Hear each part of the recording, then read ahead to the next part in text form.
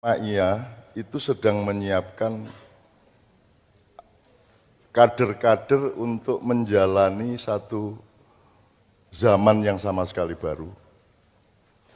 Dan Anda sejak sekarang sudah mulai wudhu, sudah mulai sholat pikiran, sholat hati Anda sudah mulai. Dan itu juga akan menyangkut karir Anda bersama. Tergantung kesiapanmu saiki. Kita akan mengalami satu zaman yang kita mulai hari ini harus kita siapkan. Kita menyiapkan segala sesuatu sampai masuk nanti 2024, 2025. Perspektif waktunya seperti itu jonggonya. Jadi selama 10 tahun ini kita mulai tahun ini kita betul-betul melakukan penajaman segala macam masalah yang selama ini najis di dalam zaman yang kita alami. Pak Harto ngomong, kata sahabat saya tadi, saya dinasehati bahwa ora dadi presiden, ora patean gitu ya. Nah ketika saya ngomongin Pak Harto itu yang nunggu di luar Cak Yus ini. Jadi semua yang saya lakukan selama reformasi yang tidak diingat orang lagi dan tidak pernah diriset dan tidak pernah orang mempertanyakan, seolah-olah reformasi itu pelakunya adalah yang sekarang berkuasa, kan begitu. Mereka semua dulu itu tiarap dan mereka semua itu pengikut Soeharto. Orang yang sekarang demo-demo seolah-olah anti Orde Baru, mereka adalah orang-orang yang makan dari uang Orde Baru. Jadi dunia ini isinya adalah kepalsuan-kepalsuan. Teman-teman sekalian, nah Anda tidak boleh, manusia akan hancur hidupnya kalau dia meletakkan kepalsuan itu sebagai kebenaran. Untuk itu, Cak Yus biar nambah sedikit sejumlah pengalaman tentang terutama misalnya Pak Harto, reformasi segala macam.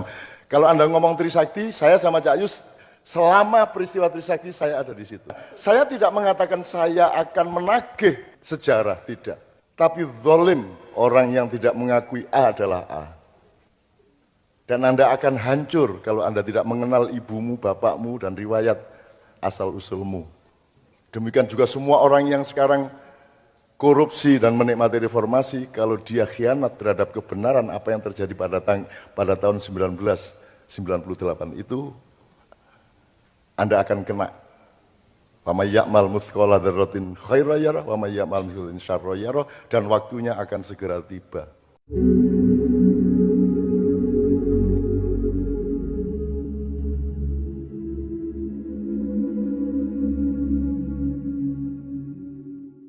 Jadi tahun ini kita harus melakukan langkah-langkah yang memadat ya, yang lebih berorientasi kepada jongko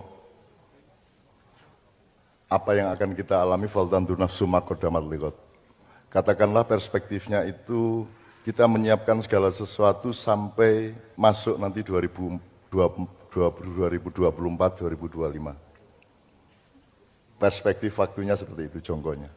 Jadi selama 10 tahun ini kita mulai tahun ini kita betul-betul melakukan penajaman segala macam masalah yang selama ini najis di dalam zaman yang kita alami.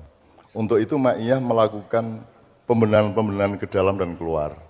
Maka di dalam inti Ma'iyah sendiri ada struktur zat, sifat, isim, jisim atau jasad dan seterusnya. Itu nanti pelan-pelan bisa Anda pelajari. Tapi intinya seperti yang sudah disebut oleh teman-teman RMS maupun Pak Haryanto, ini Ma'iyah itu sedang menyiapkan kader-kader untuk menjalani satu zaman yang sama sekali baru.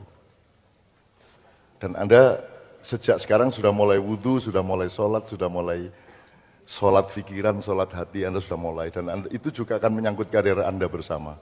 Tergantung kesiapanmu saiki. Kita akan mengalami satu zaman yang kita mulai hari ini harus kita siapkan.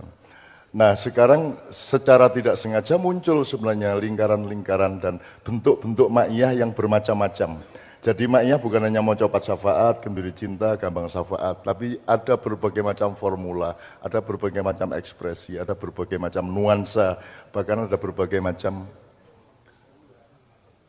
gelombang atau frekuensi yang sebenarnya sudah menyebar sangat luas. Ada yang berbentuk, ada yang tidak. Misalnya sekarang Mas Islamianto dengan Cahyo Sumebar, itu kan juga tadi belum tersebut. Ini tadi disebutkan di sekitar sini. Kita belum menyebut lembah mana, kita belum menyebut skala Selampung dan kemarin meluas ke Lampung Tengah, kemudian kita belum menyebut Pemalang, Cirebon. Cirebon juga akan sangat penting karena di Cirebonlah dulu disiapkan oleh para wali. Jadi kalau Demak itu disiapkan untuk TNI-nya gitu, kalau Cirebon itu disiapkan untuk spiritualitasnya aslinya, maka mereka di daerah perbatasan antara Kasepuan dengan Kanoman dan iku jane ono kabeh bahan-bahane ning rasa saiki. Intinya sekarang begini, akan ada pengumuman dari Mas Helmi untuk mencari relawan. Saya kasih contoh saja, Cak Yus yang akan memimpin diskusi ini adalah orang yang mengalami, mengawal dan ikut mendirikan. Kalau saya yang namanya gerakan sholawat itu adalah 2 hari setelah Soeharto turun. Nah itu yang mencetuskan Cak Dil sama Cak Yus yang menjalankan kita sholawatan kemana-mana. Ketika tidak ada orang berani sholawatan, ketika tidak ada orang bangga terhadap sholawatan, mereka malu kepada sholawat. Pasca Tombowati ya. Jadi setelah local wisdom kita nasionalisasikan, kemudian sholawat kita sebarkan kemana-mana. Sebagaimana Anda tidak pernah mempelajari bahwa sekarang jilbab ini bisa dikatakan 50-50 atau mungkin sudah lebih banyak orang berjilbab daripada yang tidak berjilbab. Sekarang ini. Lebih banyak ya. 60%, mungkin 70%. Harap Anda tahu ketika kita bikin lautan jilbab, itu yang berjilbab tidak ada 0,01%. Kita bikin lautan jilbab, pokoknya nekat, ono segoro jilbab iki selet meneh. Dan saya keliling kemana-mana dengan Cak Yus untuk melawan perusahaan-perusahaan, kantor pemerintahan, apapun saja yang melarang jilbab. Itu sampai ke Sulawesi, saya kemana-mana, kita ke pengadilan dan seterusnya. Dan saya kemudian pada saat itu nulis teks drama Lautan Jilbab. Nek ngomong lautan, jadi kalau tahun 80-an awal itu ya lucu kok lautan, mau si Jiluru angel loh. Tapi kini wani ngomong lautan, jadi aku ya ora nekat ora piye, jadi mbuh pokoknya judulnya ngono kuwi gitu. Dan Allah mengabulkan, jilbab itu sekarang menjadi lautan. Ora ketang di tengah lautan ki ana uwuh-uwuh, ana mudorot-mudorot. Le gonceng ya iso bolongi geger ya toh. Ya melidit, ya toh kene jilbaban kene ora ya toh. Wah, jan padahal sing menarik kuwi sing kudune dijilbabi kuwi, nek sirahe kan rapete menarik gitu kan. Ya apa itu sifat kebudayaan yang diciptakan Allah memang begitu. Tidak semua harus mutiara, ada batu, ada uwuh, ada macam-macam gitu ya. Anda harus mempelajari secara komprehensif, maka udkhulu fisilmi kafah. Dan kafah itu belum didisertasikan oleh siapapun saja. Kafah itu sebenarnya satu komprehensi. Kalau komprehensi, keutuhan yang komprehensif. Komprehensif berarti ada multidimensi, ada multifenomena, ya, yang bisa kita rangkum menjadi sebuah entitas. Sebagaimana alhamdulillah Ma'iyah ini apa saja masukin ke sini akan kita jadikan manfaat, akan jadikan kemaslahatan. Kan sudah terbukti seperti itu sampai ini tadi. Oke. Nah, Cak Yus ini kalau Anda pernah mendengar Pak Harto ngomong, kata sahabat saya tadi, saya dinasehati bahwa ora dadi presiden, ora paten gitu ya. Nah, ketika saya ngomongin Pak Harto itu yang nunggu di luar Cak Yus ini. Jadi semua yang saya lakukan selama reformasi yang tidak diingat orang lagi dan tidak pernah diriset dan tidak pernah orang mempertanyakan, seolah-olah reformasi itu pelakunya adalah yang sekarang berkuasa, kan begitu. Mereka semua dulu itu tiarap dan mereka semua itu pengikut Soeharto. Orang yang sekarang demo-demo seolah-olah anti Orde Baru, mereka adalah orang-orang yang makan dari uang Orde Baru. Jadi dunia ini isinya adalah kepalsuan-kepalsuan. Teman-teman sekalian, nah Anda tidak boleh, manusia akan hancur hidupnya kalau dia meletakkan kepalsuan itu sebagai kebenaran. Untuk itu, Cak Yus biar nambah sedikit sejumlah pengalaman tentang terutama misalnya Pak Harto, reformasi segala macam. Kalau Anda ngomong Trisakti, saya sama Cak Yus selama peristiwa Trisakti saya ada di situ. 3 hari yasinannya saya, tahlilannya. 7 harinya korban Trisakti, saya yang juga yasinan, tapi tidak pernah ada orang mencatat. Aku ini pokoknya nasib ini ning ngendi ra ketok.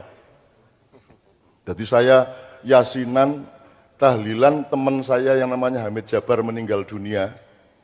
itu saya ndodok udan-udan ki aku karo tahlilan. Yo aja ngarani aku NU.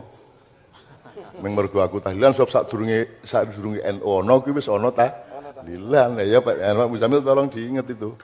Tolong diingetin gitu loh. Tahlilan kuwi lak ming la ilaha illallah cuman kita perpanjang dengan ayat-ayat inti dari Allah kemudian dengan syair-syair yang terbaik kan gitu.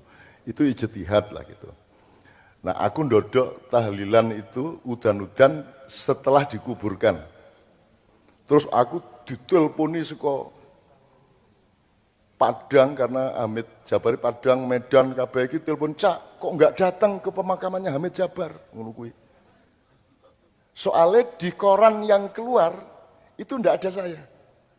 Lah aku iki sing ndodok udan-udan isih la ilaha illallah ini ditelepon kok ora teko. Piye mosok aku arep misuh tengah-tengah tahlilan gitu. Nah, kan begitu. Itu contoh saja. Nah, saya tidak mengatakan saya akan menagih sejarah, tidak.